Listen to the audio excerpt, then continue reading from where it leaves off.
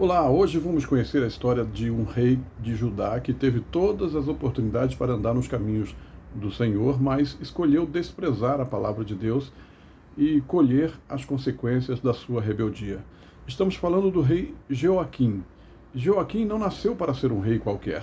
Ele era filho de Josias, um dos reis mais poderosos da história de Judá.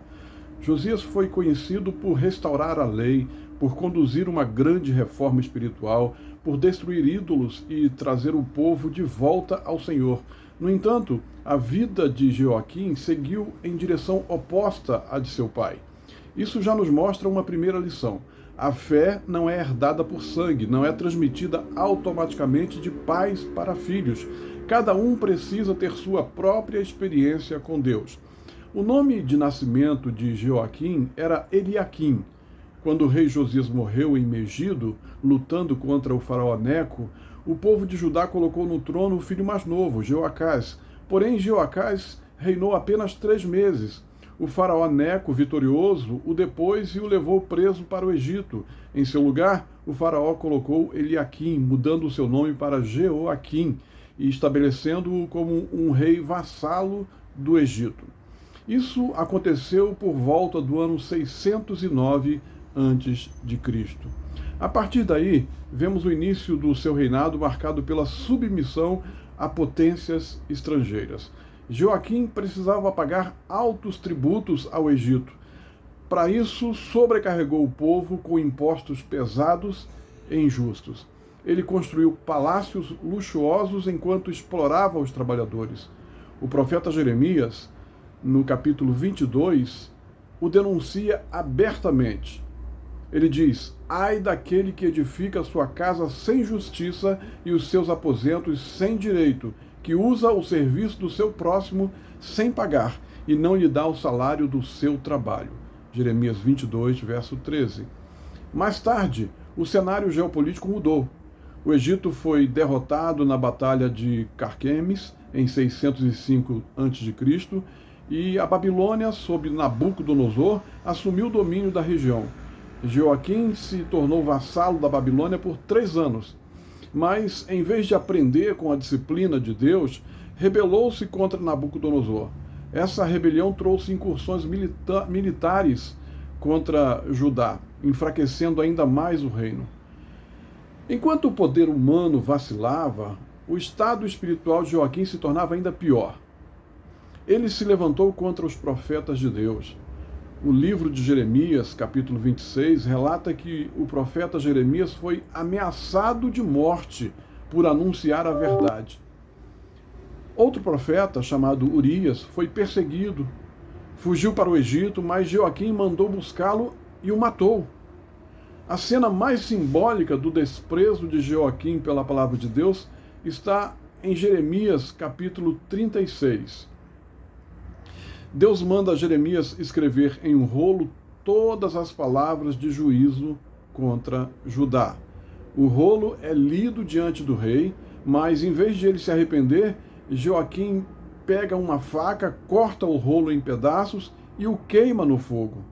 Ele não queimava apenas um pergaminho, ele desprezava a voz de Deus, ele rejeitava a advertência divina.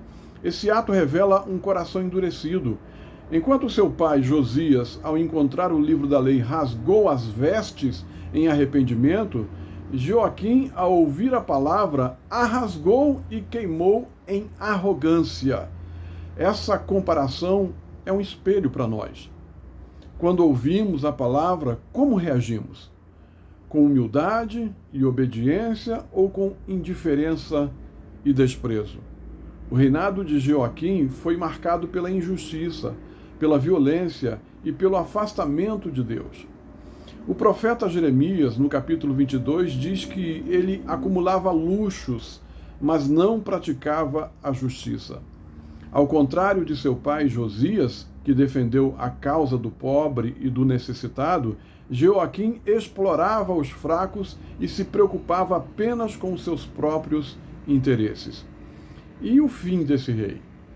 A Bíblia registra em 2 Crônicas 36:6 que Nabucodonosor veio contra Jeoaquim e o prendeu com cadeias para levá-lo à Babilônia. Jeremias, no capítulo 22, profetizou que Joaquim não teria um enterro digno, mas seria lançado fora, como um jumento arrastado e jogado além das portas de Jerusalém. O historiador judeu Flávio Joséfo também confirma que ele teve uma morte violenta e que seu corpo não foi honrado. Ele morreu em 598 a.C., após 11 anos de reinado. Quem o sucedeu foi o seu filho Joaquim, também chamado de Jeconias ou Conias, que reinou apenas 3 meses antes de ser levado cativo para a Babilônia. Agora, quais lições podemos tirar da vida de Joaquim? Primeiro, a fé precisa ser pessoal. Ele era filho de Josias, mas não herdou a piedade de seu pai. Assim também nós precisamos desenvolver uma fé viva e verdadeira diante de Deus. Não basta ter pais ou avós crentes. Precisamos de um novo nascimento e de uma experiência pessoal com Cristo. Segundo o aprendizado, não podemos desprezar a palavra de Deus. Joaquim cortou e queimou o rolo de Jeremias. Hoje nós não queimamos pergaminhos, mas podemos ignorar a voz de Deus quando não lemos a Bíblia, quando não praticamos o que ouvimos ou quando resistimos ao Espírito Santo. Que possamos ser como Josias, que ao ouvir a palavra se humilhou e buscou a presença de Deus. Terceiro aprendizado. O poder sem justiça é opressão. Joaquim usou sua autoridade para enriquecer às custas do povo. Em contraste, a verdadeira liderança bíblica é serva. Como ensinou Jesus, quem quiser ser o maior entre vós, seja servo de todos. Precisamos aplicar isso em nossas casas, em nossas igrejas e onde tivermos algum tipo de liderança. Quarto aprendizado. Deus sempre cumpre a sua palavra.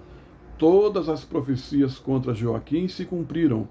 Isso nos lembra que tanto as promessas quanto os avisos de Deus são certos. Ele vela sobre a sua palavra para a cumprir. Queridos, a história de Joaquim é um alerta. Ele teve todas as oportunidades para andar nos caminhos de Deus, mas escolheu endurecer. Sua vida terminou em vergonha e tragédia. Mas hoje nós temos a oportunidade de escolher diferente. Podemos escolher obedecer à voz de Deus, valorizar a sua palavra e andar em humildade diante dele. A aplicação para nós é clara. Precisamos honrar a palavra de Deus, viver com justiça, buscar uma fé verdadeira e depender do Senhor em todos os momentos. Que possamos sair desta mensagem com o coração decidido a não repetir os erros de Joaquim, mas a seguir o exemplo de homens e mulheres que ouviram e obedeceram à voz do Senhor. Que Deus te abençoe e até a próxima.